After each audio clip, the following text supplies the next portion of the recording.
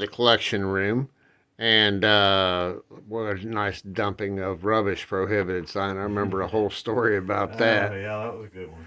And what's these the Hutch bottles here, Steve? And it looks like you got some smooth base You too. just saw that, didn't you? Yeah. The top row is going to be my older stuff, what they call smooth base sodas. Any blob tops or anything I end up digging, but so these predate the Hutches for the most part. They might overlap at times. This one's Crown Balling Works from Cincinnati. They have this hand blown bottle and it had a top applied, and this one's what you call a private mold because there's no slug plate. They just built a mold specifically for this bottler, and that's what they made out of it. So that's H.C. Renensland. His name appears on quite a few things from down that way. Queen City Balling Works. Some people just put that in with their Hutches, but I was a Baltimore loop. Yeah, or something. There's different little closure on that, but very similar to a Hutch. you could have put a Hutch. It could have been used with a Hutch. Right. A Hutchinson closure. So this one's pretty early, I think. Smooth base John Klee. I know I traced them back to 1866 in Dayton, but it seems like you might have had something a little even older than that. A little bit older than that. And that kind of meets the time frame because they're making smooth base sodas starting Civil War era up through, what, 1870 or so. That one's probably identical, John Klee. And I dug those out of Privy's in Dayton. This one I must have bought or something because I've never applied paint. Well, we might have applied. Me and my wife tried to do that to a couple balls one time. Then I got other styles here. I think this one's kind of interesting the way it's shaped with the long neck, but it's a John Klee, Dayton, Ohio. Check out Ron's book on Dayton. What is it? The title? It's got most of the Dayton stuff in it. Yeah, Dayton soda bottle book. Then we got Soda Wars.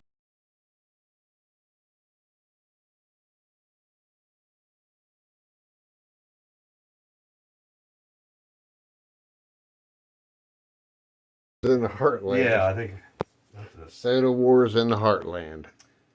Drywall dust, that's why I'm wiping off if you're noticing. But this is a really nice one. Inmet's, Dayton, Ohio. I actually dug some of his bottles in a privy, and we sold them for about $500 a piece. They were ale bottles that were from about 1870 to 75 era. So this one's really nice here. This is nice. Of course, I'm not going to lie, it's got just a little bit of sliver out of the back of it. But a nice display ball. Phil Townsend bought that for me at a ball show. I've had it on my shelf ever since. But R. Schmidt and Company, Dayton, Ohio. That's a pretty early one. It'd be really pretty if it wasn't damaged. Then we get to the Hutches. These are the infamous Hutchison stopper. For the most part, as we know, our own John Klee, Dayton, Ohio, designed his own stopper. And honestly, until you stop and really look at the two balls and compare the stopper closure, you really wouldn't even notice. So we tend to group all these, and there may be some other patents in there too, but these are all what we typically call Hutchinson soda. Starting with, and these are Ohio until we get down towards the bottom there. Starting with Akron, I've got the Baltimore Balling Works. A lot of times you would find mug base available on the Hutches. It depends on how they ordered it. A lot of times you'd find like the bottler's initial or something on the bottom. Not uncommon to see that this ball not to be sold and something to that effect, but this one's trademark registered. The stopper is down inside of there, but that one's kind of damaged. We probably got a better one. Oops, right here. This is the M. Schuler Balling Works, Akron, Ohio. This one has the stopper remains in it, we'll say. It's basically a wire that can be sort of springy like. It has two copper plates with a rubber gasket that this one's almost completely rotted away, but a little rubber gasket would have been there. And this stayed in the bottle, and to open the bottle, you'd pull it up and then you could pour it out of the bottle.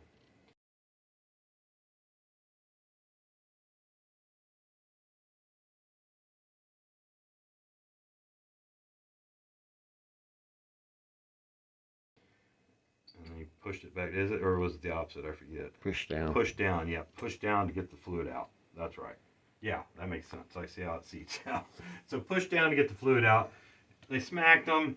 A lot of people say that's where the name pop came from, but not necessarily. They said they were using that name earlier, but it definitely made a loud pop when they did that. Alliance, Ohio. It's really nice when you get color variety in Hutchinson balls. It's really tough to find colored Hutchinsons. I have a Dallin, or Dalen, however you pronounce that, from Ashtabula Harbor, Ohio. That's a pretty tough ball. This ball is never sold. See it in company, so you get to see some of the glass makers info here. That's like Cunningham and Company or something, I believe. Limited number 5 or something it says. So sometimes you'll find information that can tell you the year it was manufactured, the company that manufactured it, and the mold number and stuff like that can be found, but not always. There's a lot of color variety. You got, these are basically all called aqua, but you can see how this is much more blue, this is much more blue. So hearing names like Aqua Blue is not uncommon. This is the Breckeisen Bottling Company from Bowling Green, Ohio. Breckeisen name again. That was his son. That was Junior. Yeah. Chillicothe Bottling Works. We actually dug one of those in a privy in Dayton. Sometimes you get the picture. Well, is this even a hutch really? You get the picture ones. This one's got a big eagle on it. Of course, this ball is in the to be tumbled. I haven't got to any of the hutches yet, but I have a ball tumbler that'll take all this sickness and staining and stuff off these balls. But when you does that hurt the bottle? Doesn't hurt the ball. I mean, to me, it hurts the value because I'm not as apt to pay up for a ball that looks dingy, dirty, and displays poorly than as if I see a bright, shiny ball there. I'm going to buy that. Now, the exception is if you give me a really dirty bottle, but I look it all over and I say there's no cracks, there's no pings, there's no bruises, then I know I can put this in a bottle tumbler and take all this rust stains, lime deposits, just from groundwater, minerals leaching out. That'll all clean up. It'll be bright and shiny, look new. So you look, see the lettering's all crisp. It's not all worn down or chewed up or banged up.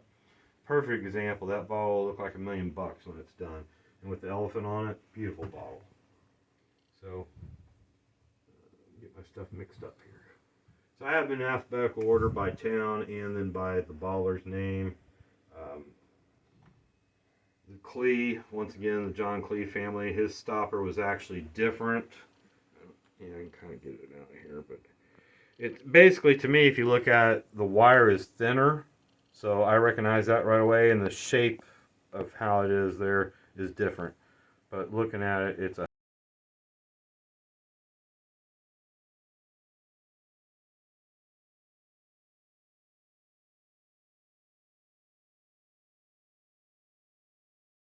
I should give more kudos to Mr. Klee because he did get that patented, although it's very similar to the other one.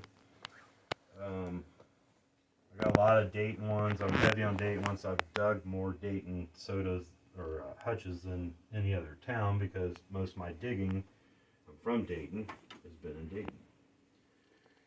Delaware, I mean, there's cool balls like when you get the multi-sided balls like that, and if you can see the color in that, I mean, that's just, I can't wait to tumble this one in particular. It's got a really nice icy blue color to it. It is really going to look cool. And that's CJ Respect, Martins Ferry, Ohio. This ball has just a tiny little bit of damage there, but it's when it polishes, you'll hardly even notice that, and the rest of it's really nice. And it's another C & Co. And this one's got a 20 on it. That bottle will be nice when it's tumbled. And most of these will. I just haven't. I'm still working on that wall over there. I haven't even started. I have so much balls, obviously. And then get down, you know, once again, the last bottle in the thing is Zanesville. Once again, we got. Oh yeah. Clay City Mineral Water Company, Zanesville, Ohio. That one's got the rubber fell apart in little pieces down at the bottom. Then at the bottom, I've got some out-of-state ones of note or interest. Might be the K&C. which that's Klee and Coleman. Klee and Coleman, or Klee from Dayton, Ohio. His family and the Coleman family went together in Indianapolis, right? Is that Indianapolis? I didn't see town on it. Yes, sir. That was his brother-in-law. Brother-in-law, okay. AR, Peru, Indiana.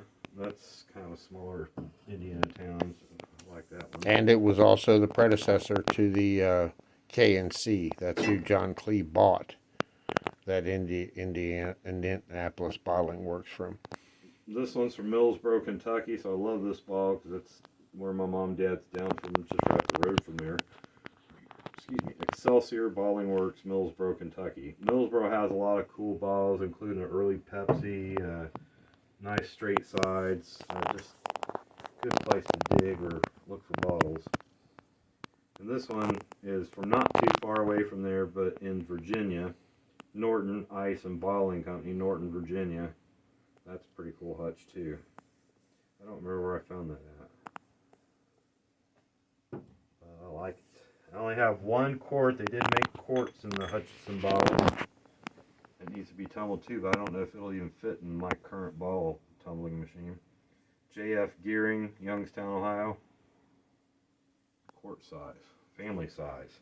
None of these that we call quarts really back then were truly quarts for the most part. They were 24, 26, 28, 30, 32 at the most. They were usually 24, 26. And I've got some of my like syrup jugs I found along the way, you know. This one's Star City Bottling Company. Which I don't remember. I think I bought it because it's from Star City Bottling Company down in Miamisburg, but there are more than one Star City Bottling, so I'm not sure. Belton's, Dayton, Ohio. Citrus juice. These were syrups that you can add to your fountain water and make your own. Still a syrup company. Yeah. These are Coca-Cola flavor bottles from Richmond, Indiana. They're very common. If you see them out there, I mean, they're really cool bottles. They have a 1925 patent. They're everywhere. I see them every state. I mean, I bought a whole 6-pack of them for, I don't know, probably nothing practically. So. Then on the other hand, you can get into stuff like this. This is 60s, 70s. There's probably a date on here at some point, but I've been told that this is very rare to find too, and I'd say it probably is. Dad's Root Beer Company, Chicago, Illinois. Says copyright and stuff on it. It's pretty interesting. But this is like a half-gallon, no deposit, no return. NDNR, they call it. No deposit, no return bottles. There's people starting to collect those bottles. A lot of them from 60s, 70s. I find them out in the woods a lot of times, and I'll keep them.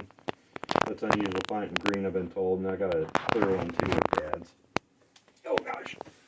Of Hutchinson's here, Steve. Now, you've got another rack of bottles here that's crown tops and such. What's the theme here? Well, these are typically called deco sodas.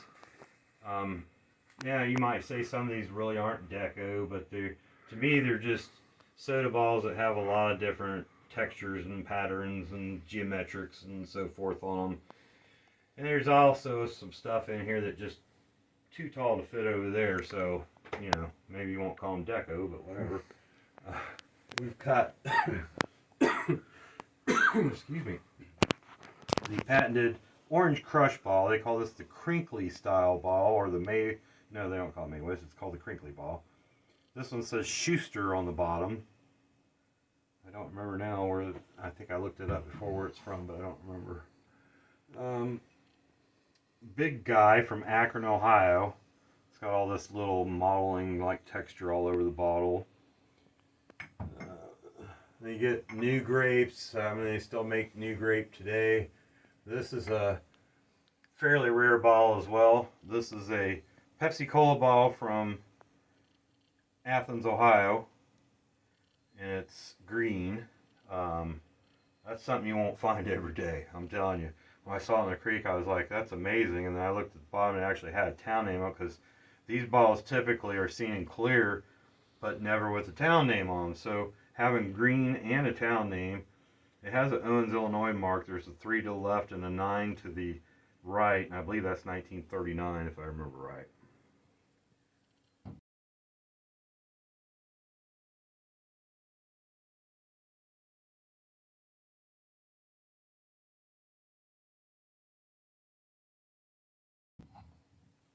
And we got other styles. Now this could, it's almost like a straight side soda, the same physical size characteristics, but they've got all this fluting at the bottom, fluting at the top. The name appears in here, which is Barberton Bottling Works, Barberton, Ohio. There's more Orange Crush. These bottles, this style of bottle was used by a lot of brands, but this one here is the Bucyrus Products Incorporated Toastmaster. That's from Bucyrus, Ohio. It's an interesting name. I haven't really done any research on that, but it's an interesting name. Lake Erie Special. Once again, we just got a lot of geometric textures, patterns. Borden's Products from Chillicothe, Ohio. The Barks Bottles, my favorite root beer, still is today. Ever since the 1970s, Barks has always been my favorite root beer. And the red cream soda is damn good too. Ace High. I can see Ace High got in some kind of trouble because this bottle here, it's called Ace High, H-Y, Cleveland, Ohio. And this bottle over here is something that you'll see in this industry from time to time. They have peened out or ground out the high part. So they had some sort of patent infringement that they had to deal with. They did it on both sides. The high is ground off. So they got in hot water. They couldn't use the name. Somebody had rights to it, something to that effect. And they just made it Ace. Ohio Soda Water Company, Columbus stuff. Most of this time frame, this is like mid-20s to the 1940s, really, up in that time period. A lot of different odd shapes. I like it when they have nice colors and odd shapes to them. So this is a standard soda water.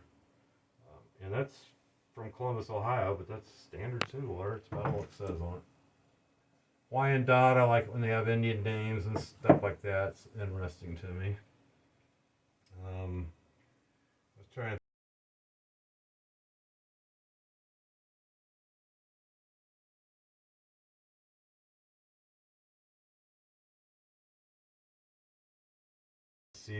Gus Egrets, Orange Crush. These are called the tall one or one tall. I always get that backwards. It really ought to be tall one, but this is a Dayton, Ohio. There's a couple variants of that. It's got a really tall guy with a really tall top hat on. Also found in other cities, and I have like Fremont or Findlay, I think maybe. OK Bottling Works, Dayton, Ohio. Had that opener or whatever that is in it when I bought it, and it stayed that way. The Miami Valley. These are kind of interesting. This is Gibson Milk Fizz. And it's also a Dayton. It's from a dairy products company. So Bet that was popular. Like, it was probably like Milk K. Milk K was popular, so I assumed it would be similar. They had 4 flavors to it, but we've only guessed at what they were. Yeah. The big volley.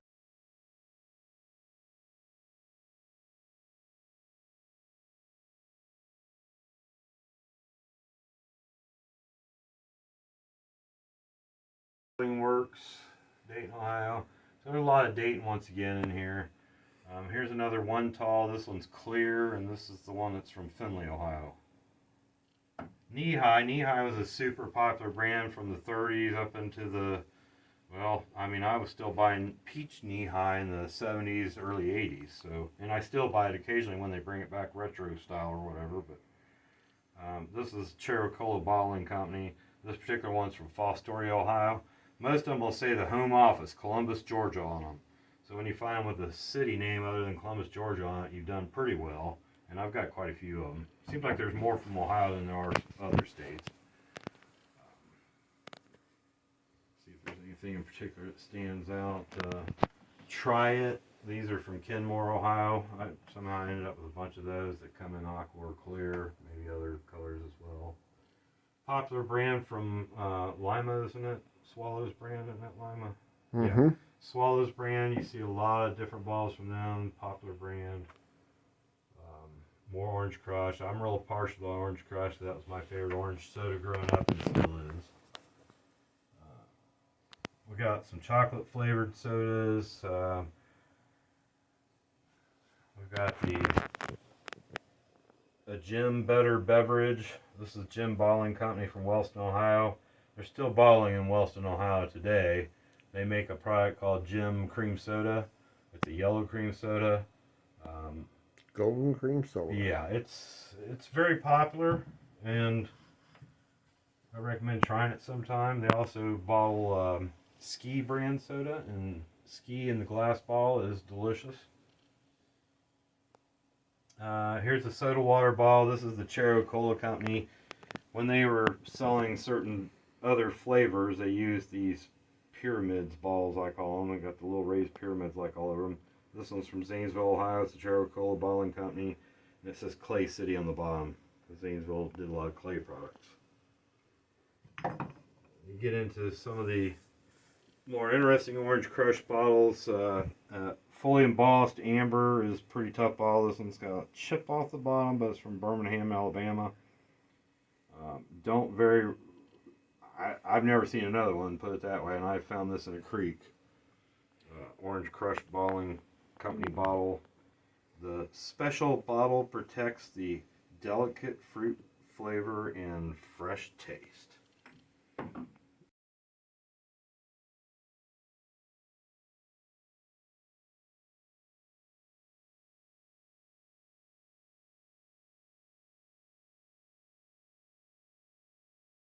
I'm not really sure. It's from Arcadia, Florida. It's a Coca-Cola Bottling Company bottle. Very unusual flavor bottle. Some more of the soda water bottles. The Orange Crush later years, they went to a painted AC level because, as you can see, you can readily read that from a distance, but that one there is really hard to see when you hold it up. Once again, the bottom was supposed to be quartz, but I don't really have any quartz, so it's just a catch-all for different ACLs. I had a lot of them from Ohio, but I'm actually kind of phasing out my ACLs. I'm not real big into them, so I might put a shelf outside of the room with them on it, but I'm not really looking. That's understandable. Is there something in particular that you're looking for, searching or looking to collect, Steve? You mean as far as something to add to this collection? Yes, sir.